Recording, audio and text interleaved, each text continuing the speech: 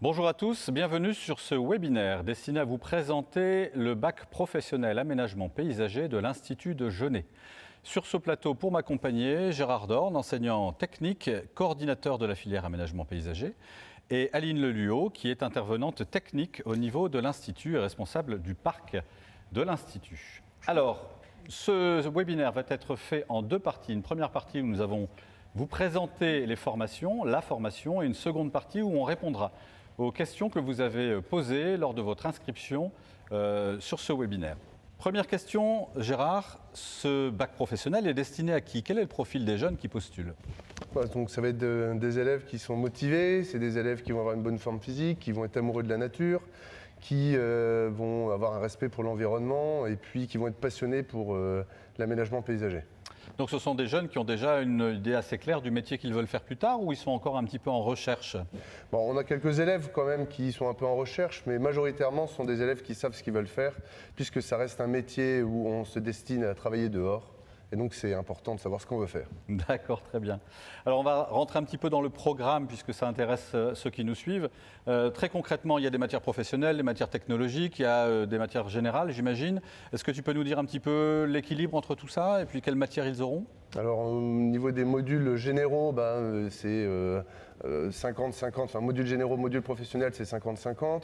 Dans les modules professionnels, il va y avoir de la gestion d'entreprise, il va y avoir de l'économie, il va y avoir de la biologie, il va y avoir du végétal, il va y avoir aussi des sciences et techniques des aménagements et de l'agroéquipement, donc tout ce qui est entretien de machines basique au départ. En plus de ces cours qui sont obligatoires au référentiel de formation, l'Institut a choisi d'ajouter deux modules. L'un qui se fait en seconde générale qui s'appelle un EIE, enseignement à l'initiative de l'établissement. Qu'est-ce qu'on y fait? Alors, on y fait donc de la CAO-DAO, donc c'est de la conception assistée par ordinateur et du dessin assisté par ordinateur. Et puis, il y aura aussi la pluridisciplinarité qui rentre dedans, qui est un mélange d'enseignants d'aménagement paysager et un enseignant d'économie. D'accord, ça veut dire qu'on essaie de développer aussi la créativité chez nos élèves, c'est bien ça? Oui, alors très important la créativité puisque ce sont des jeunes qui vont concevoir des jardins, donc il y a l'entretien qui est important, mais la conception et de conseils vis-à-vis des clients, des futurs clients, c'est ce qu'il y a de très important dans ce métier. Un autre module qui est proposé également dans ce bac professionnel, plutôt là sur les classes de première terminale, c'est le module SST. Alors oui, SST, donc c'est secouriste du travail. Et donc ils vont avoir 2 fois 3 heures où les élèves vont être en initiation et ils vont obtenir un diplôme. Et ensuite de ça, il y a aussi la mise en place des gestes et postures, très important dans ce domaine, parce que le corps est fort sollicité. Très bien. Alors Aline, au niveau de ce bac professionnel, évidemment, on va faire de la pratique. Nos élèves sont sur le terrain. Est-ce que tu peux nous dire un peu comment? Alors, il y a environ 4 heures de travaux pratiques par semaine pour les bacs pro, avec certains temps forts dans l'année. Les travaux pratiques sont très souvent encadrés par 2 enseignants et 2 personnes du service jardin et paysage. Et il y a donc 2 différents types de travaux pratiques. Nous avons la partie entretien et la partie création. Les élèves font à la fois de l'entretien et de la création tout au long de leur cursus? Alors en seconde, on se concentre sur l'entretien pour démarrer. En première, un petit peu des deux, entretien et création. Et en terminale, on fait principalement de la création. Alors on va illustrer un petit peu ce propos avec une petite vidéo prise sur le parc de l'établissement et que tu peux éventuellement nous commenter, Aline, si tu veux bien. Bien sûr. Alors en premier lieu, nous avons de la taille. Nous effectuons de la taille en aménagement paysager. De la valorisation de massifs avec de l'entretien courant, ça peut être de la débroussailleuse, de la tonte, mais aussi de la taille des soins des arbres. D'accord, très bien. Alors le parc de l'Institut, c'est quand même un espace très grand, c'est toi qui en es responsable, tu sais de quoi je parle. La pratique de nos élèves se fait dans quel lieu? Je pense qu'on a quelques photos qu'on va pouvoir montrer également après le film. Alors dans l'ensemble de l'Institut de Genève, donc sur environ 15 hectares. D'accord. Pour la partie création, donc que ce soit minéral ou végétal, donc végétal avec de la plantation. Minéral, on effectue de la pose de clôture, du pavage, de la pose de bordure.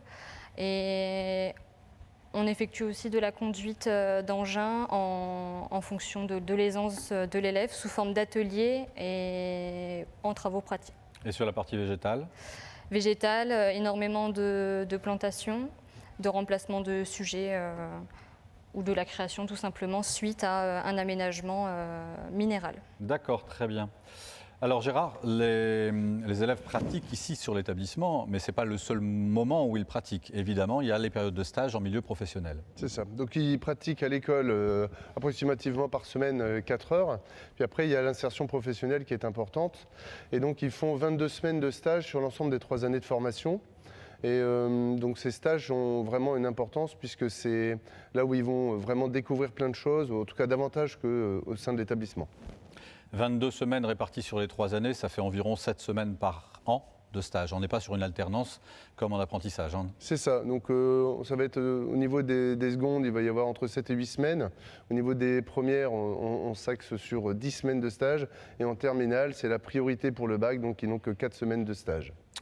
Alors on va donner la parole à nos élèves de bac professionnel ou anciens élèves du bac professionnel. On va commencer par Emma qui est en terminale actuellement. Est-ce que tu nous entends, Emma? Emma? Oui, je vous entends. Oui, très bien. Alors pourquoi est-ce que tu as choisi ce bac professionnel? Eh bien, parce que je suis passionnée par l'environnement et j'étais intéressée depuis très jeune par les végétaux et les jardins. D'accord. Alors ton lieu de stage, qu'est-ce que tu y fais? Dans quel type d'entreprise es-tu? Je suis dans une grosse entreprise qui se nomme Paysage des Flandres et elle est à Bailleul et elle est très diversifiée, du coup je peux aller dans diverses branches de ce métier. Très bien, merci à toi. Nous avons également Lucas, Hugo et Maxime. Vous êtes tous les 3 passés par le bac professionnel aménagement paysager. Actuellement, vous êtes en BTS, c'est bien ça, tous les 3? Exactement. Très bien. Exactement, c'est ça. On va demander à Lucas d'abord. Qu'est-ce que tu as choisi comme poursuite d'études derrière ce bac pro aménagement? Donc moi derrière le bac pro aménagement, j'ai choisi un BTS aménagement paysager. Donc c'est bien parce qu'on peut on peut revoir des notions qu'on avait vues en bac pro, mais également les approfondir. Et le bac pro aménagement paysager, ça nous a bien aidé pour tout ce qui est pratique, notamment, car en BTS, on n'a pas beaucoup de pratique, donc la pratique en bac pro, c'est vraiment l'essentiel. Ça nous a aidé pour certaines choses. Est-ce que tu penses, Lucas, que ce bac pro a bien préparé ton entrée en BTS? Pour la préparation pour l'entrée en BTS, oui, notamment du côté technique, où en bac pro, on a vu beaucoup de techniques, notamment sur le végétal et le minéral. Donc pour ça, c'est un gros avantage du bac pro, donc de voir toute la technique. Et pour les matières générales, c'est pareil, ça nous prépare bien pour le BTS ensuite. Très bien, merci Lucas. Hugo, de votre côté, comment vous avez vécu ces 3 années de bac professionnel à l'Institut? Ces 3 années de bac professionnel étaient vraiment bien parce qu'on a pu faire du concret, donc de la pratique. On a eu donc à l'école. Ensuite, il y a eu aussi les périodes de stage, donc 22 semaines de stage, je crois, qui ont permis donc de travailler en entreprise, de voir le concret encore plus que l'école. Et puis, ce qui est bien à l'école, c'est qu'on a beaucoup de techniques, donc de nombreux cours techniques qui, quand on est fort intéressé comme nous, on peut apprendre plus facilement. Et puis, quand on aime ce qu'on fait, ça va tout seul, quoi. Merci Hugo. Maxime, pourquoi vous avez choisi l'Institut de Genève pour faire vos études? Alors moi j'ai choisi l'Institut de Genève parce que j'y suis rentré quand j'étais en 4e. Et pourquoi l'Institut de Genève? Parce que depuis que je suis tout petit, j'aime bien être dans le jardin pour jardiner et tout ça. Donc du coup, j'ai décidé de rentrer à Genève. Et puis en 3e, je me suis spécialisé dans l'option aménagement paysager. Et donc en fait, par la suite, j'ai fait un bac pro aménagement paysager pour en apprendre davantage sur ce métier. Merci à nos élèves pour leur témoignage. Gérard, on va poursuivre sur la question des diplômes et des résultats. Comment fait-on pour avoir son diplôme? Il y a des épreuves, à la fois des épreuves qui se déroulent tout au long de la formation et des épreuves en fin de formation, c'est bien ça? C'est ça. Donc en fait, l'examen, ça compte 50% donc, de contrôle continu et 50% d'épreuves terminales. Et dans les épreuves terminales, du côté technique, il y a donc le coefficient 3 qui représente le dossier de stage et en coefficient 2, il y a l'épreuve technique écrite.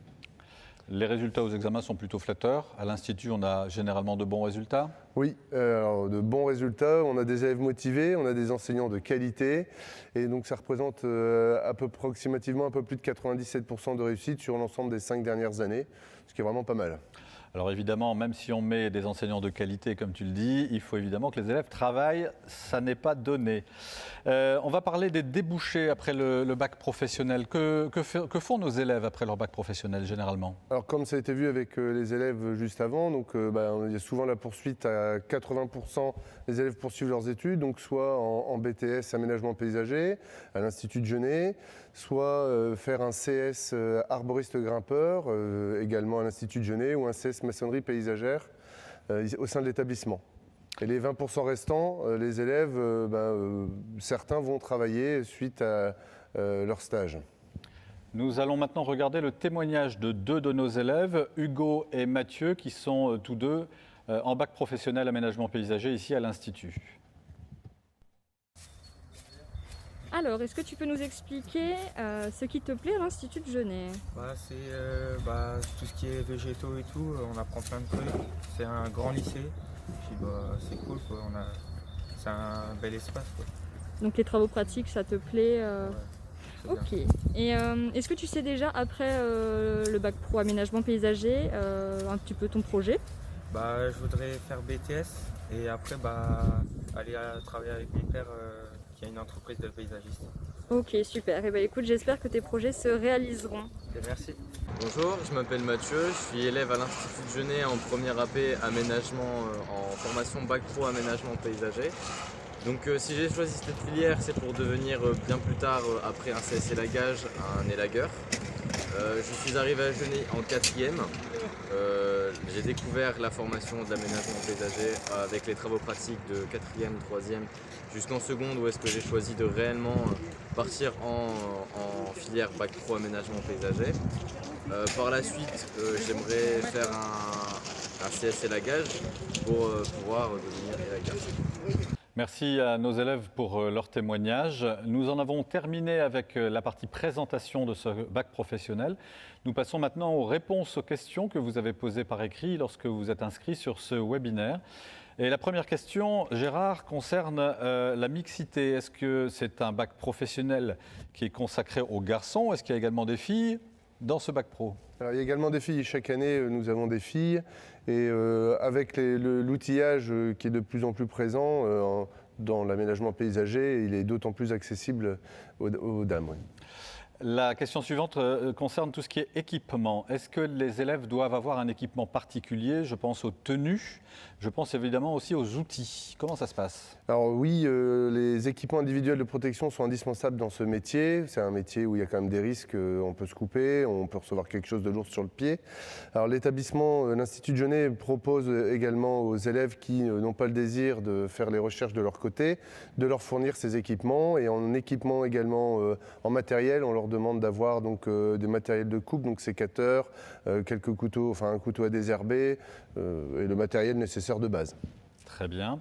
Aline, une question pour toi. Lorsqu'il y a des intempéries, lorsqu'il gèle, est-ce que mon fils, ma fille devra travailler dehors? Alors effectivement, ça dépend des conditions climatiques, mais très souvent non, car nous ne pouvons pas travailler le sol quand il gèle, ni faire de création. Et aussi, ce n'est pas très agréable. Donc, quand il gèle, très souvent, nous allons dans une serre qui est constituée de 14 carrés remplis de sable afin d'y pratiquer l'initiation à la maçonnerie paysagère. D'accord, très bien. Merci Aline. Gérard, je reviens vers toi concernant les stages à nouveau. Des questions pour savoir si c'est l'établissement qui fournit les lieux de stage ou si les élèves doivent les trouver eux-mêmes. Alors, on laisse d'abord les jeunes chercher eux-mêmes, mais pour ceux qui ont des difficultés, on est là pour les aider. On a un bon panel d'entreprises dans notre base de données.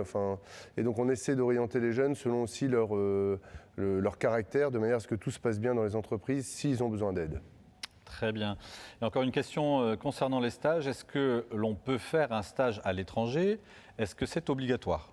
Alors, ce n'est pas obligatoire, mais on peut faire un stage à l'étranger. On est à proximité de la Belgique. On a quelques élèves belges qui viennent effectuer leurs études en France. Et donc, à l'inverse, on a aussi des entreprises qui accueillent nos élèves français. Et on peut également, via Erasmus, pouvoir aller faire des stages à l'étranger, pays anglophones. Merci beaucoup Gérard, merci Aline. Les autres questions concernent davantage l'internat ou la vie à l'intérieur du lycée. Nous n'y répondrons pas sur ce webinaire. Par contre, nous vous invitons à consulter le webinaire qui y est dédié et que vous pourrez retrouver sur le site de l'Institut, institutdegenais.fr. Nous vous invitons également à aller consulter notre chaîne YouTube pour voir toutes les vidéos sur nos supports pédagogiques. Merci à vous et je vous souhaite une bonne fin de journée.